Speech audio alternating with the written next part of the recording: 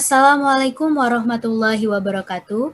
Kepada yang terhormat Ibu Desi Nurnaningsi selaku dosen pengampu mata kuliah pengantar ilmu teknologi, informasi, dan komunikasi, dan teman-teman sekalian yang saya banggakan.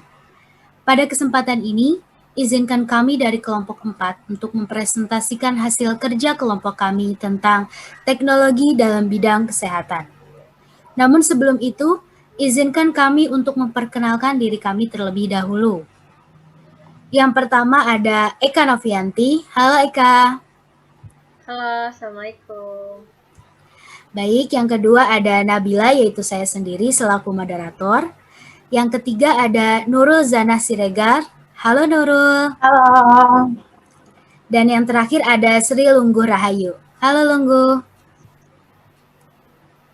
Halo, Assalamualaikum. Waalaikumsalam. Oke. Untuk mengefektifkan waktu, langsung saja kita dengarkan pemaparan materi yang pertama, yaitu tentang teknologi informasi dan komunikasi yang akan dipaparkan oleh rekan saya, yaitu Eka Novianti. Kepadanya dipersilahkan. Baik, terima kasih kepada moderator yang telah memberikan saya kesempatan untuk memaparkan materi tentang teknologi informasi dan komunikasi.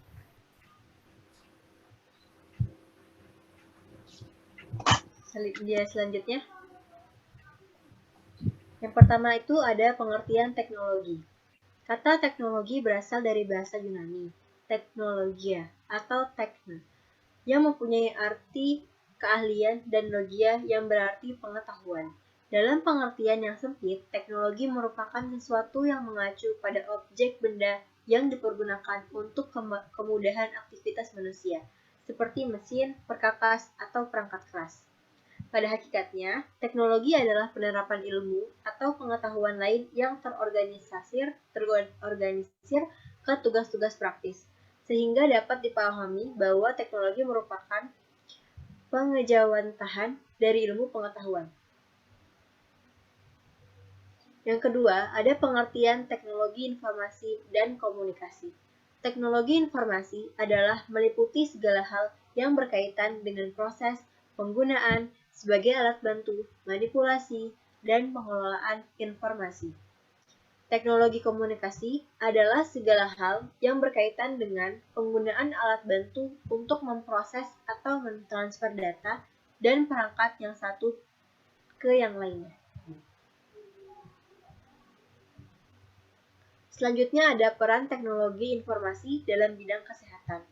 Teknologi informasi ini dapat digunakan untuk menyimpan dan pengolahan data administrasi rumah sakit.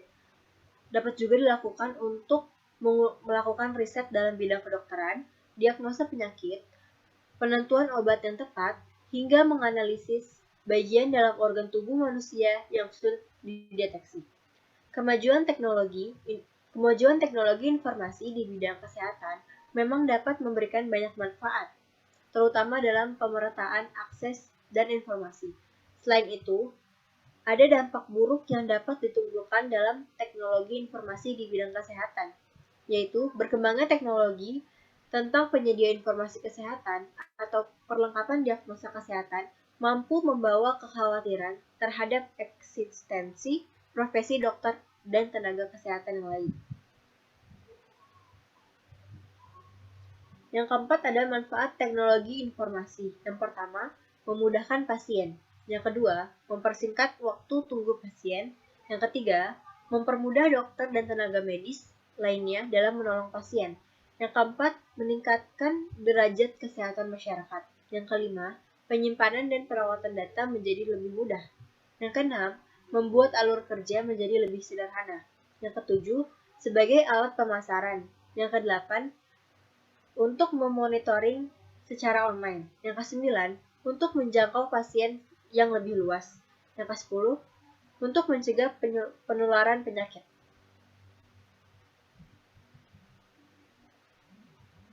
Baik, sekian materi yang dapat saya sampaikan. Kurang lebihnya mohon maaf. Saya kembalikan kepada moderator. Baik, terima kasih Eka atas pemaparan materinya. Materi yang selanjutnya yaitu penggunaan teknologi untuk analisis kesehatan yang akan disampaikan oleh saya sendiri. Penggunaan teknologi untuk analisis kesehatan. Contohnya yaitu yang pertama, terapi penyembuhan autisme dengan AR glasses. Yang kedua, pengobatan Alzheimer dengan teknologi virtual reality.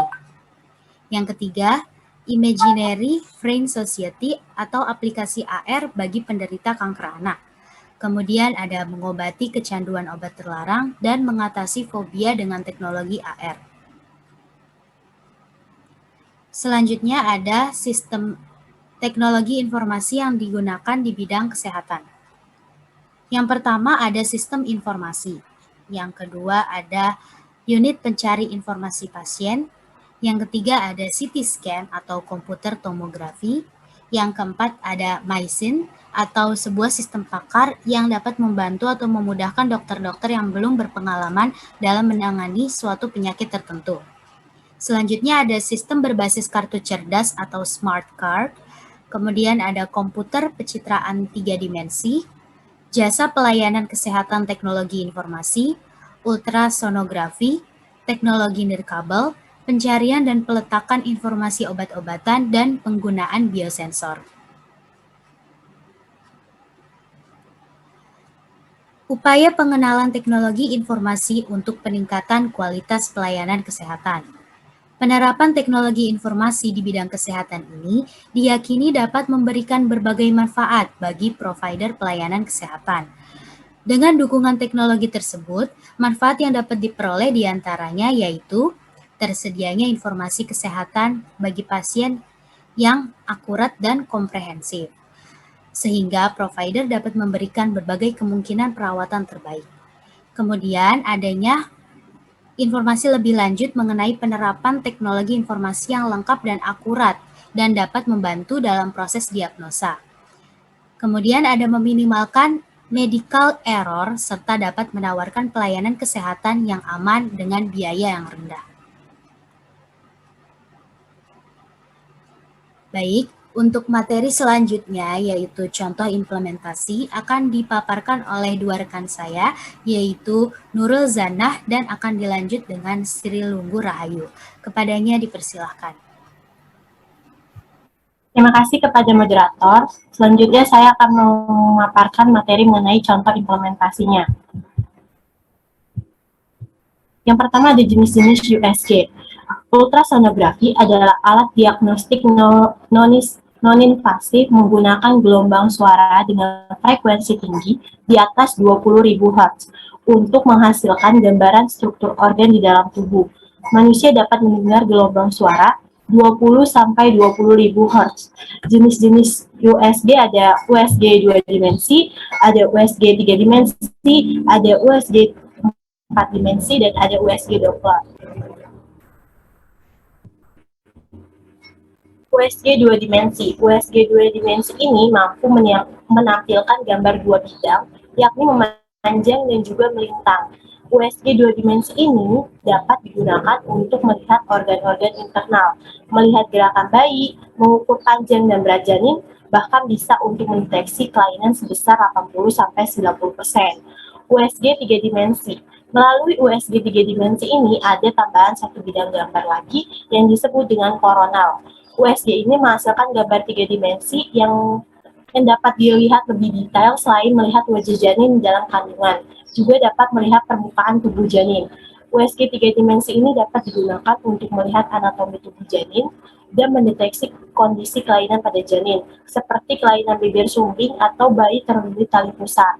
USG 4 dimensi, yaitu Individual Assignment, Group Work, and Ultrasonography 4 dimensi hanya istilah untuk USG 3 dimensi yang dapat bergerak. Pasien dapat melihat dengan jelas bentuk anggota tubuh, gerakan janin, dan ekspresi wajahnya, seperti bentuk hidung bayi, gerakan sedang mengisap jempol, atau menggerakkan kaki. USG 4 dimensi ini dapat mendeteksi kelainan pada janin dengan lebih jelas, seperti kelainan plasenta atau kehamilan ektopik. Selanjutnya ada USG Doppler. USG Doppler ini adalah pemeriksaan USG yang mengutamakan pengukuran aliran darah baik di arteri maupun di vena. Juga dapat menentukan kelenjar limfa. Doppler ultrasonografi atau USG Doppler ini saat ini sudah menjadi alat atau sarana penunjang diagnostik pilihan untuk mendiagnosa aliran darah pada pembuluh darah. Sekian materi yang dapat saya sampaikan. Selanjutnya akan disambung oleh Sri Lumbun.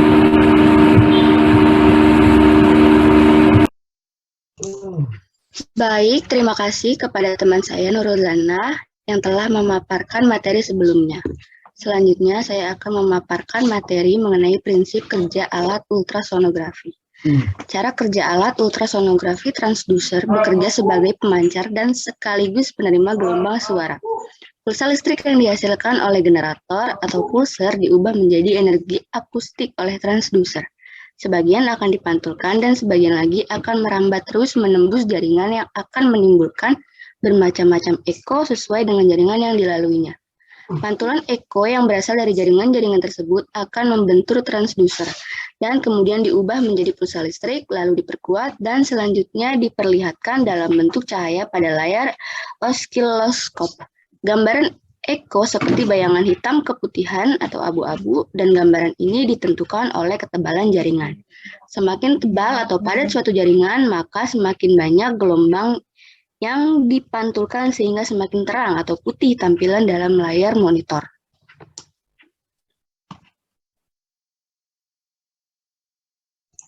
Selanjutnya ada kelebihan dan kekurangan USG. Kelebihannya antara lain yang pertama, dapat memastikan kehamilan. Yang kedua, mengetahui posisi plasenta dan kondisinya.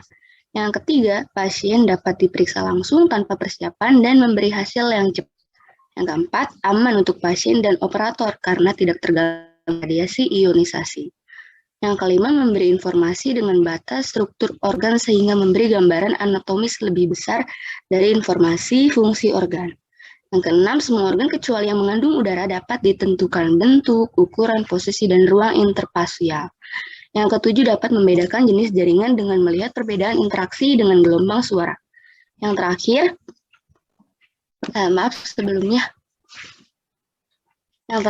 kelebihan dari USG yaitu dapat mendeteksi struktur yang bergerak seperti pulsasi fetal, dapat juga mendeteksi kanker payudara. Selanjutnya. Kekurangan USG antara lain yaitu ada antara transducer atau probe dengan kulit tidak dapat kontak dengan baik interface sehingga bisa terjadi artefak di mana perlu diberi jeli sebagai penghantar ultrasound.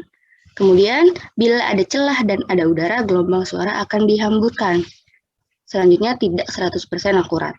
Perlu diketahui, akurasi atau ketepatan pemeriksaan USG tidak 100%, melainkan hanya 80%. Artinya, kemungkinan ada kelainan bawaan atau kecacatan pada janin yang tidak terdeteksi atau interpretasi kelamin janin yang tidak tepat.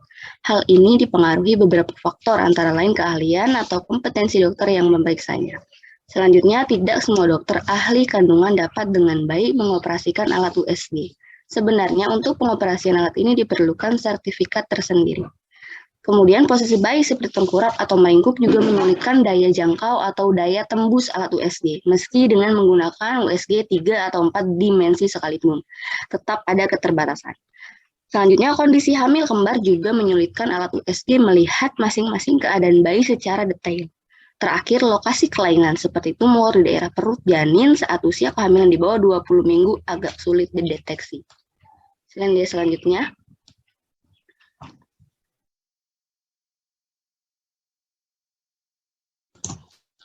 Materi yang terakhir mengenai efek samping penggunaan USG. USG hanya digunakan 2 kali selama kehamilan, yaitu saat hamil muda atau trimester 1 dan trimester 2. Yaitu pada saat kehamilan 18 sampai 20 minggu. Sedangkan pada trimester 3 biasanya dilakukan USG apabila ada indikasi medis yang membahayakan bayi atau bumil itu sendiri. Seperti halnya pada percobaan di laboratorium, sel yang dikenai gelombang frekuensi tinggi dalam waktu yang lama akan menjadi panas dan rusak. Maka Maka jika USG yang mempunyai gelombang frekuensi tinggi diarahkan begitu lama pada otak bayi, maka sudah bisa dipastikan akan menimbulkan kerusakan syaraf bayi. Selain itu, jika bukan ahlinya, bisa jadi dilakukan berulang kali yang tentunya hanya akan membebani biaya tinggi bagi pasien. Sekian apa yang dapat saya sampaikan, selebihnya saya kembalikan kepada moderator. Baik, terima kasih Lungguh dan Nurul atas pemaparannya. Kiranya sekian materi yang dapat kelompok 4 sampaikan. Mohon maaf bila ada kata yang kurang berkenan. Terima kasih atas perhatiannya. Wassalamualaikum warahmatullahi wabarakatuh. Terima kasih telah menonton video pembelajaran ini.